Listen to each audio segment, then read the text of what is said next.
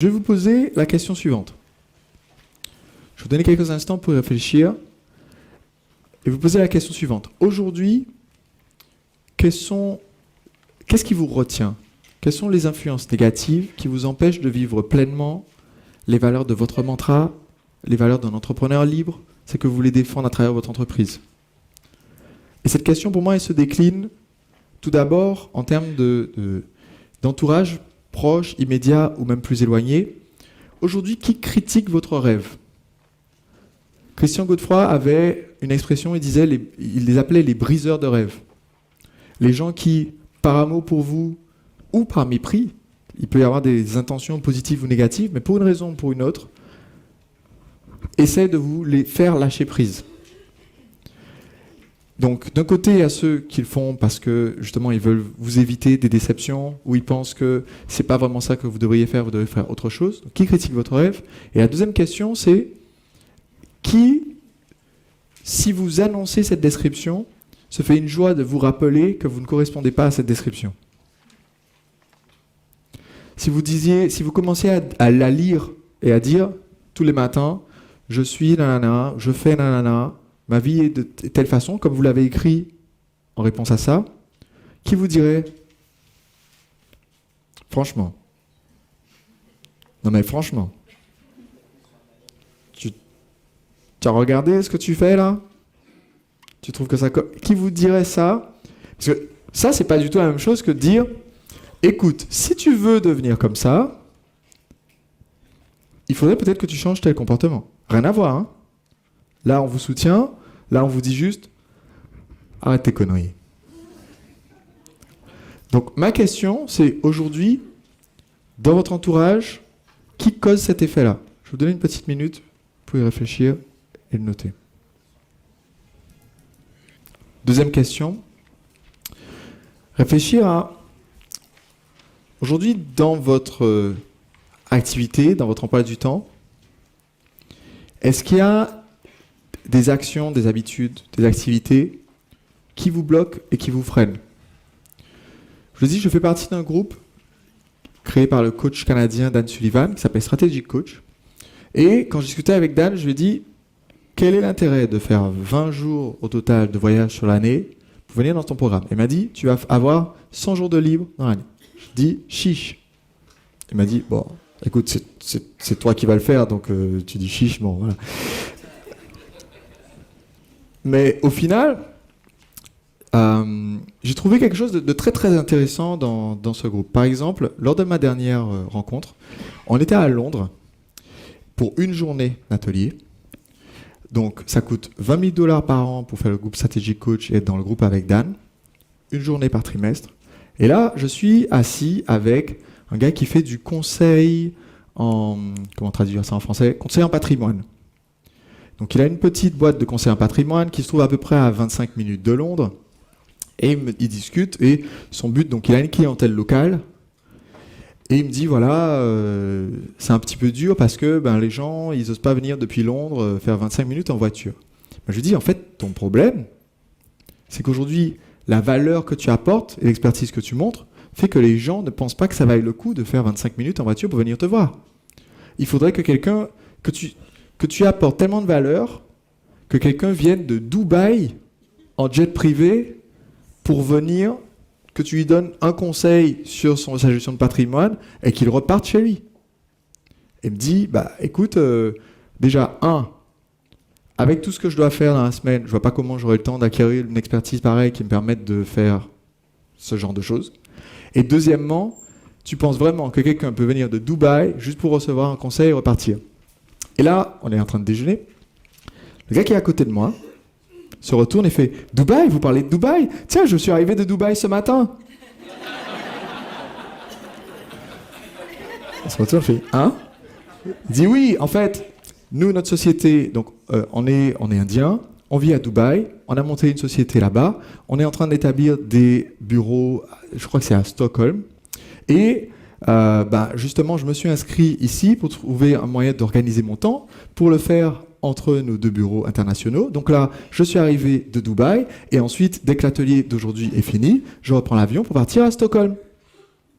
Là, le conseiller patrimoine scotché.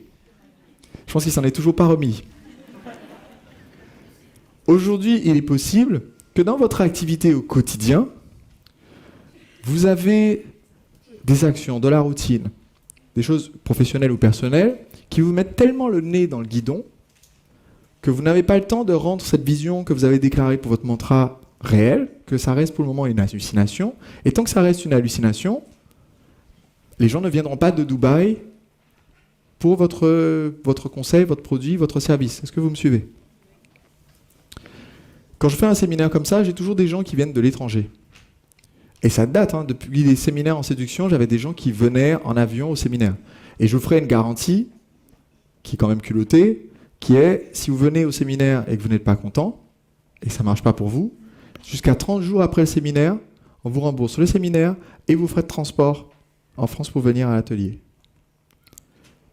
C'est de la garantie. Parce qu'il y a beaucoup de gens qui font des garanties du genre, bon, le truc dure 2 jours. Si au bout de la première heure, vous n'êtes pas content, levez-vous face à tout le monde, dites que vous n'êtes pas content, dans le séminaire sur la timidité. Hein. Dites que vous n'êtes pas content, et il n'y a pas de souci, on vous rembourse sous 15 jours. Moi, je retourne le truc et je dis, bah, vous venez, vous faites tout le séminaire, vous utilisez les techniques, vous discutez avec des gens dans la rue en sortant, vous faites ce que vous voulez. Et si vous voyez que les techniques qu'on vous enseignait ne marchent pas, d'accord ? Vous êtes toujours aussi timide 30 jours plus tard, à ce moment-là, on vous rembourse. Qui voit la différence d'efficacité entre ces garanties ? Aujourd'hui, vous avez peut-être, je disais, des activités qui soit sont contre-productives parce qu'elles vous mettent trop le nez dans le guidon pour que vous puissiez prendre du recul et vivre votre mantra, soit sont carrément contraires à ce que vous avez dit dans votre mantra. Quelquefois, professionnellement, on se retrouve, c'était le cas, on a parlé hier pendant la session de coaching sur raconter son histoire, on se retrouve à faire quelque chose qui correspond à notre compétence, mais qui n'est pas en accord avec notre passion, ce qu'on veut vraiment faire. On peut aussi se retrouver à faire quelque chose qui est en accord avec nos compétences, mais qui n'est pas en accord finalement avec nos valeurs. C'était le cas pour moi, rester informaticien, à taper sur un ordinateur et passer mon week-end ensuite à jouer aux jeux vidéo, toujours sur un ordinateur, en réseau avec les mêmes personnes. Pour moi, c'était plus possible. Ça ne correspondait pas à mon mantra qui commençait par « je suis libre, je suis machin ». Non, ça ne marchait plus. Donc, je vais vous donner un instant maintenant pour réfléchir à la question suivante. Dans votre semaine actuelle, dans un mois que vous vivez, dans votre vie de tous les jours, quelles activités empêchent la réalisation de votre mantra ? Et maintenant, j'ai une troisième question pour vous. Combien ont déjà entendu parler de ma règle 0 emmerdeur ? Alors, pour ceux qui ne savent pas ce que c'est, qu'est-ce que c'est que ma règle 0 emmerdeur ? J'ai décidé il y a longtemps que quand je faisais un atelier ou un séminaire, il y a un certain public que je voulais voir et un certain public que je ne voulais pas voir. Et j'ai donc commencé à mettre le texte suivant dans mes vidéos. Je l'ai adapté pour mon activité de marketing, mais j'avais un texte absolument similaire quand je faisais les ateliers de coaching en séduction. Pourquoi ? Parce que je me suis vite rendu compte que quand on dit coaching en séduction, dans la tête des gens, et c'est vrai dans beaucoup d'autres métiers, quand on dit le nom du métier ou le domaine, dans la tête des gens, ça peut évoquer quelque chose de différent que ce que vous essayez de communiquer. Et donc, ça m'est arrivé d'avoir un client qui s'est inscrit à un atelier, qui paye 2 500 € pour venir sur un week-end. On sort le premier jour dans la rue, et j'ai essayé de leur faire le même truc rigolo que David vous a fait faire ce matin. Optique 2000 ! Juste comme ça, pour se chauffer, pour rigoler, pour faire un truc rigolo. Tout le monde le fait, même les gens super timides du groupe font « Optique 2000 !» Et là, ils sont sûrs qu'ils sont à fond, mais au moins, ils ont fait quelque chose. Et là, il y a un grand gaillard, bien sapé, tout propre sur lui, qui dit « Non, c'est bon. » Je dis « Non, il y a un exercice, tu le fais. » Il dit « Non, c'est bon, moi, je suis venu juste pour apprendre les trucs. » J'ai dit « Écoute, il y a 2 possibilités. Tu es venu dans un coaching, donc soit tu te laisses coacher et tu apprends et tu mets en pratique, soit tu t'en vas. » Il me dit « Non, je suis venu pour apprendre le truc, j'ai payé 2 500 €, je ne vais pas faire des exercices idiots, je viens juste pour apprendre le truc. » Je lui dis « Écoute, tu peux rentrer chez toi, la bouche de métro la plus proche est là, j'ai pas encore déposé ton chèque, je vais te le rendre, et comme ça, tu ne perturbes pas mon atelier. » Il n'a pas su quoi dire. Il a cru que je blaguais.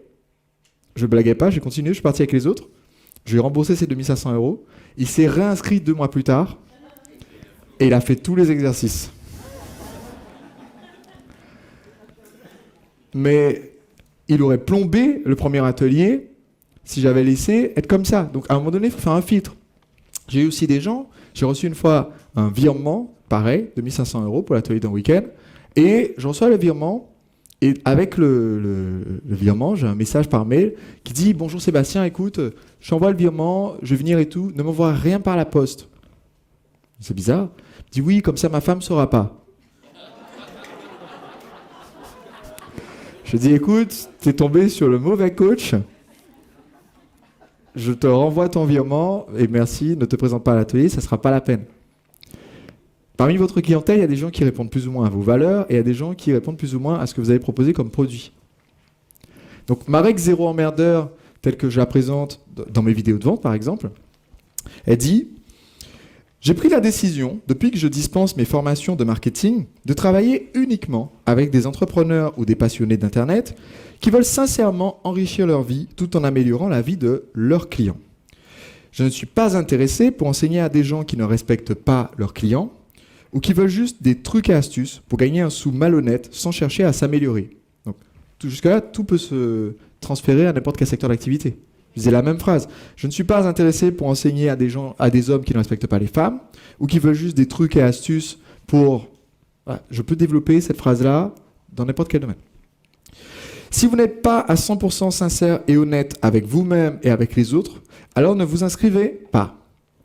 Je ne veux pas appuyer exagérément sur ce point, mais je n'ai vraiment pas l'envie et l'intention de sacrifier mon intégrité pour quelques euros de plus en travaillant avec quelqu'un qui ne respecterait pas ces critères. J'ai l'envie et l'intention de créer une communauté, un réseau solide d'entrepreneurs qui veulent atteindre leur vrai potentiel, avoir une vie passionnante et s'entraider pour atteindre cet objectif. Une fois que j'ai dit ça, ça filtre parmi les gens qui regardent. Déjà parce qu'il y a des gens qui disent, alors, j'ai déjà reçu un mail comme ça, « Sébastien, c'est bien ce que tu proposes, mais cette histoire de règle zéro emmerdeur, ça passe pas. » Je dis, toi, tu n'es probablement pas le client dont j'ai besoin. Parce que si vous dites aux gens, on veut pas d'emmerdeur, c'est peut-être le seul mot de langage non soutenu que j'utilise dans mon marketing. Je ne sais pas si vous avez remarqué. Donc si je dis, je veux pas d'emmerdeur, et si vous êtes choqué par le mot emmerdeur, vous pouvez partir. Ça permet aux bonnes personnes de rester et ça permet aux mauvaises personnes de partir. Parce que si on se sent déjà concerné quand le mot emmerdeur est utilisé une fois dans une phrase, c'est mal parti. Et je vais vous en donner un exemple. En décembre 2013, j'ai lancé la première édition de mon atelier sur 3 jours lancement orchestré 2.0. Et quand j'ai fait le lancement sur Internet, j'ai commencé à mettre les vidéos de contenu, plusieurs chapitres, plusieurs modules. Je vous ai expliqué un petit peu le principe d'un pré-lancement. Et là, je regarde toujours, pendant le lancement, je regarde tous les commentaires, même si je n'arrive pas à répondre à tout, mais j'essaye. Et Marc répond aussi à beaucoup de commentaires, parce qu'en fait, plus vous répondez aux commentaires, plus vous faites de ventes. C'est directement lié. Si vous arrivez à répondre à tous les commentaires, vous pouvez faire jusqu'au double de vente du lancement sans avoir répondu à aucun commentaire. Juste en vous assurant que vous avez répondu à tout le monde. Bon, si vous avez 3 commentaires, c'est plus facile quand vous en avez 2000. Mais si vous ne répondez déjà pas quand vous en avez 3, vous n'en aurez pas 2000. Et donc, je regarde, je réponds, je regarde, je réponds. Et puis, il y a quelqu'un qui dit, oui, voilà, j'ai vu votre vidéo, ça a l'air bien beau tout ça. Mais moi, en fait, je me suis déjà fait avoir, j'ai payé un webmaster, ça m'a coûté une fortune, on m'a déjà arnaqué plein de fois. Donc, qu'est-ce qui me prouve que votre truc, c'est pas une arnaque? Je réponds, je fais, écoutez, je vais changer son prénom, écoutez, Eddy, je comprends votre message, puisque vous avez probablement eu des difficultés auparavant. Qu'est-ce que j'ai fait là? Son objection? J'ai autorisé, j'ai accepté. Donc, je comprends ça, si vous avez eu des expériences difficiles. Écoutez, en ce moment, de toute façon, je publie une série de vidéos gratuites. Vous pouvez juste regarder les vidéos, voir si ça vous parle, peut-être même commencer à appliquer certaines des méthodes, voir si ça a réussi. Et de toute façon, il y aura toujours la possibilité de me rejoindre peut-être sur d'autres choses à d'autres moments. Aujourd'hui, je n'essaie pas de vous vendre particulièrement, donc profitez juste de ce qui est gratuit. Deuxième vidéo, il a son commentaire. Ouais, non, mais en fait, ça me convainc toujours pas votre truc. En fait, ça sent de plus en plus arnaque. En plus, votre histoire de on n'essaie pas de me faire acheter, machin chouette, etc. Je suis sûr que c'est une tactique. Et je réponds, bonjour Eddy. Je comprends que vous puissiez avoir cette impression-là, de par vos expériences qui ont dû probablement être très négatives. Je ne lui demande pas dans mon message quel est le point commun entre toutes ces expériences. Genre, si vous avez des expériences négatives avec plein de personnes, il y a un seul point commun. Je ne lui parle pas de ça, mais moi je le sais déjà. Je lui dis, écoutez Eddy, de toute façon, à ce stade, je ne pense pas que ce programme soit fait pour vous. Donc, profitez juste du contenu gratuit et tout ira. Sur la troisième vidéo, celle où je lis la règle 0 emmerdeur, Eddy, et qui est toujours là apparemment, regarde à nouveau la vidéo et laisse un commentaire et dit « Je m'inscrirai jamais à un truc pareil ». Je réponds et dis « Écoutez, de toute façon, j'ai vu vos commentaires, je pense que ça ne correspond pas à l'état d'esprit de ce que fait le groupe, etc. Donc, je vais faire l'offre dans plusieurs jours, mais quoi qu'il arrive, de toute façon, c'est un système de candidature et je pense que vous n'êtes pas la bonne personne, donc de toute façon, ne vous inscrivez pas, ce n'est pas fait pour vous. » Quand j'ouvre les ventes, quelle est la première vente qui apparaît dans mon interface PrestoPay ? La première vente, je ne déconne pas. Hein. La toute première vente, quel est le nom que je vois afficher ? C'est des commentaires Facebook, donc j'ai le vrai nom des gens. Quel est le premier nom que je vois afficher ? Le nom d'Eddy. Qui paye en une fois, direct, cash. J'envoie un mail. Bonjour Eddy. J'ai vu que vous vous êtes inscrit à l'atelier. Seulement, je vous avais dit de ne pas vous inscrire. J'ai donc annulé votre paiement. Et comme je pense que vous voulez quand même progresser, je vous offre gratuitement une de mes formations pour que vous puissiez commencer avec une formation sur Internet.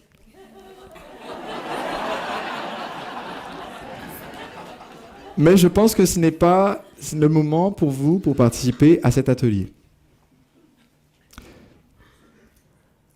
6 mois plus tard, quand je fais un autre lancement pour une autre formation, qui s'inscrit en premier ? Eddy. Et il s'inscrit, et il y a aussi un formulaire de candidature. Qu'est-ce qu'il met dans son formulaire de candidature ? Il dit « Bonjour Sébastien, écoute, j'ai beaucoup changé. » Victoire !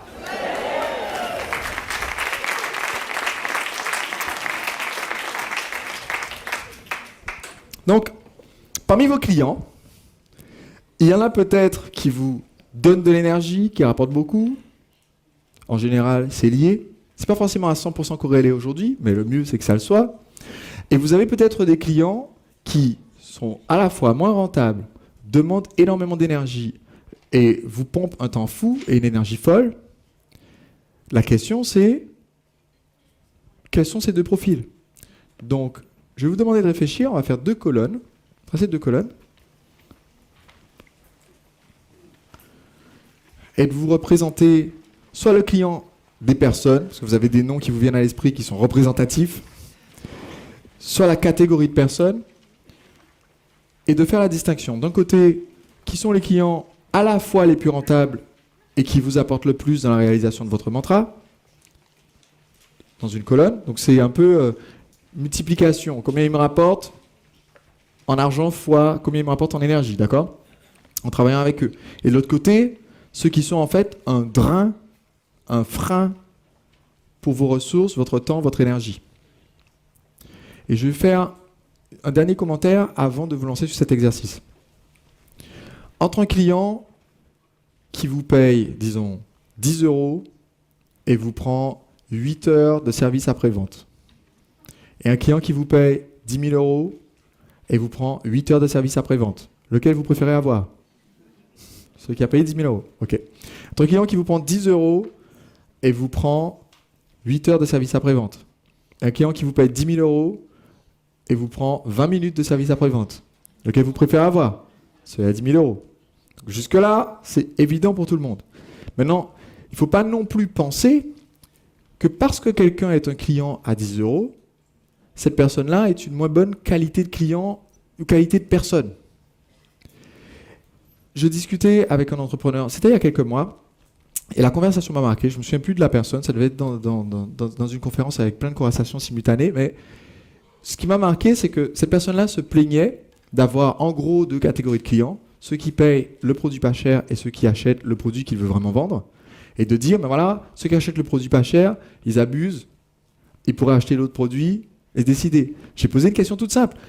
Est-ce que quand ils ont acheté le produit pas cher, tu leur proposes d'acheter l'autre? Il m'a dit, pourquoi? C'est des gens qui n'ont pas beaucoup de ressources puisqu'ils achètent le produit pas cher.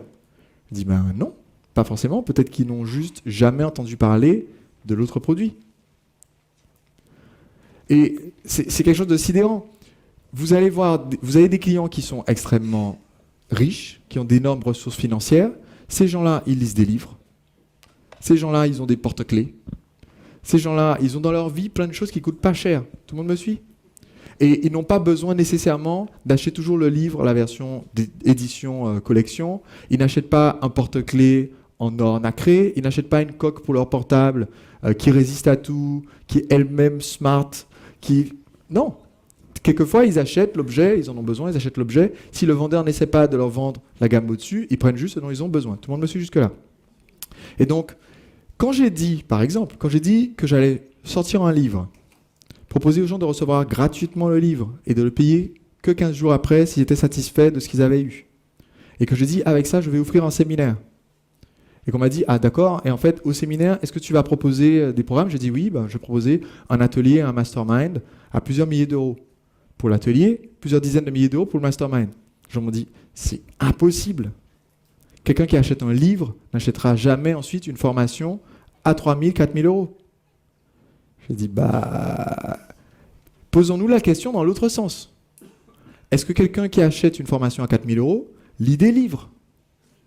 La réponse est oui. Donc, quand je vous demande de faire la séparation entre les deux, il faut penser plutôt au client qui vous pompe de l'énergie et qui n'est pas rentable, d'accord? Qui vous a payé 10 000 ou 1 000 euros si ça vous coûte plus que ce que ça ne vous a rapporté, ce client n'est pas rentable, versus le client qui, à la fois, est rentable et aussi est un plaisir pour vous en tant qu'entrepreneur. Tout le monde me suit? Ok. Je vous donne un petit instant pour faire ces 2 colonnes et faire cette distinction. Si vous avez du mal à trouver des clients qui rentrent dans la catégorie qui ne sont pas rentables ou qui vous prennent de l'énergie, ça peut être bon signe. D'accord? Si vous ne savez pas si un client est rentable ou non, là, c'est mauvais signe. Si vous avez du mal à trouver des clients qui sont rentables et qui vous apportent de l'énergie, là, c'est un problème. Si vous avez du mal à trouver des clients à mettre dans l'une ou l'autre des colonnes, ok, là aussi, c'est un problème.